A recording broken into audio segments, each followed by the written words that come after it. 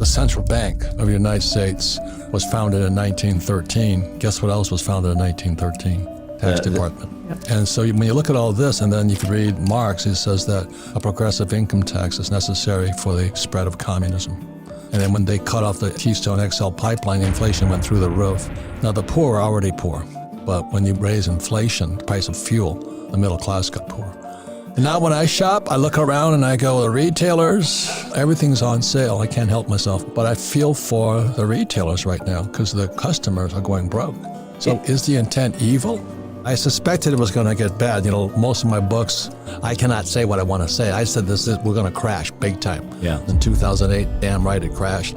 And we're still crashing today. Dalio says we're now in a depression. So that's why I speak what I said. And so at Freedom Fest, even I got censored there. So what's happening to America? So we're here with Mark Moss. I mean, he did a report on this guy named Klaus Schwab, which I've only heard rumors about. So that's why this program is a very important show to find out what's going on. And we're discussing a very important subject. Since 1971, what's happened with the income inequality, the obesity rate, the incarceration rate, the divorce rate, the median income, debt levels, everything since 1971. Why since 1971? It's the year we got off the gold standard. So you can see it's 100 charts that show what the WTF happened in 1971. And you can see it's just like crazy. And the reason why I start with that is because when was the World Economic Forum founded? And so the whole world went off the rails in 1971. When you distort the money, you get all types of distortions. And one of those is seen like a WEF. It was in 1972 I realized what had happened. I was flying in Vietnam, and that's when I went on the gold standard. And I bought my first little Krugerrand in Hong Kong for about $50. A lot of people might have heard of something like Davos, where every year the world leaders, a lot of people call them the world elite. I don't like to use that word. They're not elite in anything. None of us would hire them in our business, but the world leaders, the policy makers, if you will, the think tankers, they get together every year in Davos. And so you hear like the Davos man in reference or something. What their policy is this public-private partnership. It's politicians and business people getting together, public and private, getting together to set policy. So they get together every year in Davos, Switzerland at the World Economic Forum. And so it was founded by this guy, Klaus Schwab, and he's created this think tank, bringing these people together to try to figure out a better way, a more equitable way to run the world. Watch out, anytime you see that word equitable, you know what they're talking about. They're talking about Marxism. And so what he's done is he's just taken the same ideas. You said we haven't seen this before, but of course we have. It's the same ideas being rehashed globally. And so it's just Marxism all over. So they get the world leaders together, the politicians, the public, and the private, and they come together in what he's calling stakeholder capitalism. Stakeholder capitalism. So instead of, we talked about last night at dinner how Rothbard said that businesses should focus on profit. He says, no, business shouldn't focus on profit. Business should focus on the community, ESG, environmental, social, governance. We should be equitable. And so basically distorted all these things, but they want to do it through power, through control, forcing people to comply instead of educating people and showing people better ways. And so they've done it through the public-private partnership. So basically through the money. So now if you don't fall in line with what their policies are, no money for you, no investment for you, right? And if these big companies don't follow along with their policies and push these things down, they don't get the funding, and then they basically get pushed out of the city. And so for the last 12 years, I've studied the macro. I learned a concept called wealth transfers. Money doesn't disappear, it transfers. And so when I lost my wealth, somebody else got that. I didn't like that. That's a very good point. And it's happening today. And so I realized there's certain times and conditions where these wealth transfers happen. And so I've spent the last 12 years studying these wealth transfers to figure out how do I get on the receiving end instead of being on the receiving end of those things. I reference quite often what Henry Kissinger said, which was maybe a warning to the world, but I think it was more of a call to arms on their side. So he said, if you control the food, you control the people. If you control the energy, you control the continent. If you control the money, you control the world. Let's back up. A lot of people don't know who Kissinger was, or he's still around. He's Secretary of State, right? For Nixon. Yeah. Opened the door to China. But also instrumental throughout Europe as well during that time of the coming out of the World War II, kind of redrawing the world and setting peace and stuff like that. So he was very influential, and he still is today. What are the attack vectors today? So food, we're running out of food. Per the UN, I think it's 868 million people could starve to death in the next 24 months. Well, you look at what's happening in Sri Lanka today. Yeah. You know, there's rioting going on and all this because it's corruption. And basic corruption is what it is, but they're starving. Yeah, they're starving. And the Ukraine is going to starve a lot of people. They're starving and they have no energy. Sri Lanka has the best ESG score in the world, 98 out of 100. They had put out an article 2 years ago, said that by 2025, they were going to be one of the richest nations. They were going to be the poster child for ESG, how environmentally sound you are, low impact on environment, your social score, and then your governance. Do you have diversity on your board and all of these things? They were going to be the poster child for this. They proclaimed that we will be the best by 2025. They said by 2025, we'll be one of the richest nations in the world based off of this sustainability. Sri Lanka coming apart at the seams right now. They're completely gone. They defaulted on their bonds. They got no money. Nobody will loan them any more money. They don't have any money to import any energy, so they have no energy, and they're gone.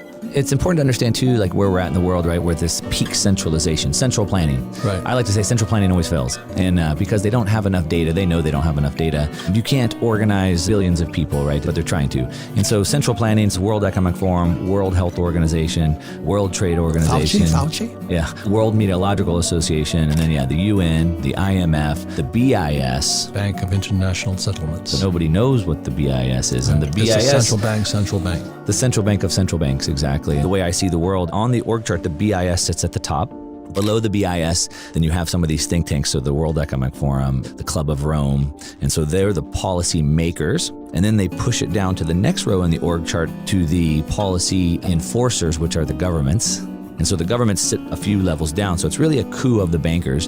And they use this banker, the BIS at the top, to push these ideas through the think tanks and then down to the policy enforcers. And then we're down at the bottom of the subjects of all that, right? So Klaus is kind of running this. He's sitting on top of the world, hobnobbing with all these people, flying their private jets over to Davos, telling us that we need to cut back on our energy, telling us that we need to eat the bugs. This is on their website. They're talking about why we should be eating bugs. They're more sustainable. Nicole Kidman, she made a commercial, I think 2 weeks ago, of her actually eating bugs. That's what they're putting on TV now. The food is the first attack vector. So I was on Fox Business 2 weeks ago. They asked me about an article the UN put out when the UN titled the article, Why It's Good to Be Hungry. Why being hungry is good. And they were saying we need people to be starving because there's all these jobs that have to be done that nobody would do unless they were starving. Who said that? It was an article on the UN website. Wow. Like I said, Fox had me on to talk about it. They took it down after half a day because the backlash was so insane. But per the UN, about 868 million people could starve to death in the next 24 months, almost a billion. So Marxism, whenever Marxism has been tried in Russia in the early 1900s, about 25 million people starved to death. In Mao's Great Leap Forward, about 50 million people starved to death. Those were horrific, 50 million people. And they killed them too. We're talking about almost a billion now. And so at a time when we have almost a billion people that could be starving to death, shouldn't we be trying to get as much food as possible out? We would try to do everything we can. But in Holland, they've gone and shut down the farms. They're trying to take over their land, and they want to take over the farms and stop them from growing not just food, but also raising cattle and meat. It's massive protests are happening in Holland at a time where we need more food. In the United States, the farmers are being paid not to plant. They're not allowed to plant on some of their land. And they went and they petitioned the Secretary of Agriculture and said, hey, let us plant. We can get more food. And they said, no, it's not in line with our agreement for the Paris Accord. Environmental thing. Which is the environmental thing, which is what President Trump had pulled us out of. And then Biden's very first day in office, the most important thing he had to do by executive order was put us back into the Paris Accord. So we can't grow food in the United States because of, climate change. Holland can't grow food. And now the protests are happening all over the world. And it's even bigger. So like all throughout Europe, there's an energy crisis going on.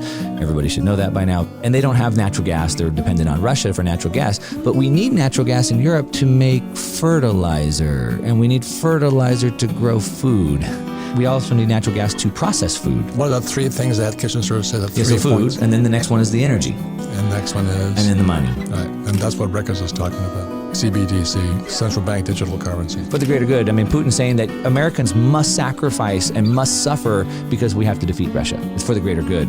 But the Achilles heel is that third one, which is the money supply. Money. And that's the big one. In the Communist Manifesto, it had 10 points. Number 5 was the creation of a central bank. Right. So central banks are part of Marxism. Of course. That's the whole goal. Yeah. The central bank is communism, the central controlled economy. American system, not Americans, but most people are completely uninformed. When communism was defeated in the 70s, and really started in about the 60s, it kind of went underground. And it came into the universities in the United States. And so they've done a really good job playing this long game, and they started with changing the college-age kids' viewpoints on these things, who have now moved into media, who have now moved into government, who have And now this moved has into gone back, finance. this goes back to what, the 60s? The 60s, yeah. Because in the 60s, I remember Columbia first time rioting. I'm going, why are they rioting? You know what I mean? But it was in the 60s. It was against the Vietnam War, and then when I came back from Vietnam, I got hit with eggs and spit on and called baby killer. It was college kids. It's not improved. Now we have TikTok. And TikTok is scrambling. It's turning their brains into scrambled eggs. It is. It's bad. And it's a Chinese organization. The one thing that we have to our advantage is their ideas don't work. Left to their own, they fail. That's a very good point. So Nietzsche says, that which is falling, shall ye also push.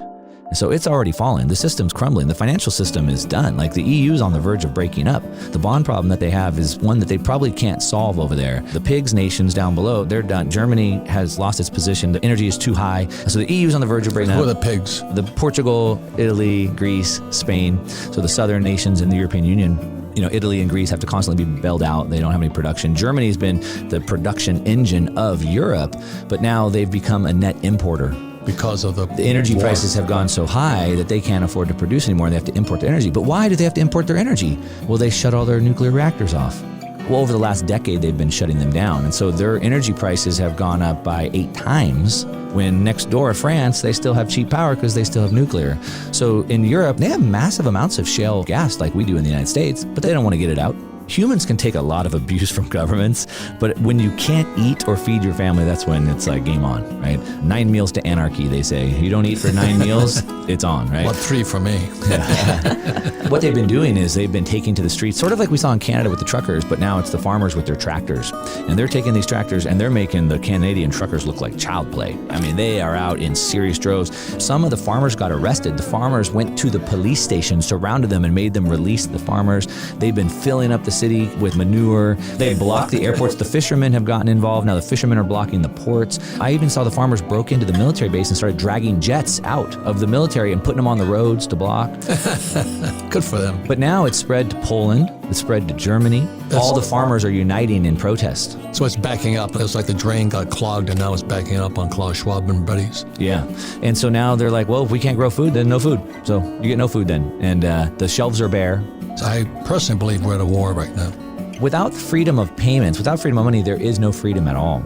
So we're guaranteed a freedom of speech, but if I don't have money to buy a phone or go on the internet or print a pamphlet or build a website, I have no freedom of speech. And if I have freedom of assembly, but I can't pay to put gas in my truck to drive to the assembly, I have no freedom of assembly either. It means what it sounds like, so you'll own nothing to be happy. So what they think, what Marxism thinks is that if we could take away your private property, you could just have everything, like live in a commune, like communism, and we could take away human desire to strive and to have more, because that's what poisons us. This capitalist system that makes me want to work and achieve more and have more Which is human order. nature. Right, human nature. If we can take that away, people would be happy.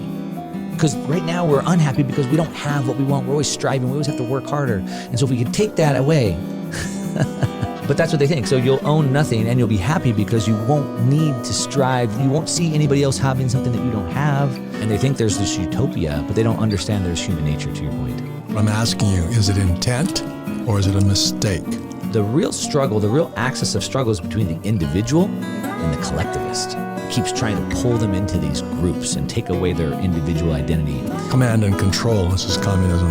It's called free market capitalism, but more important is we're fighting for our freedoms. Like, I'm afraid to speak up now. Remember during COVID, they were censoring doctors, you couldn't say anything. It's tragic what's happening. Yeah. So we fight for our freedoms more than anything else, not for capitalism. You want to be a Marxist? Be a Marxist.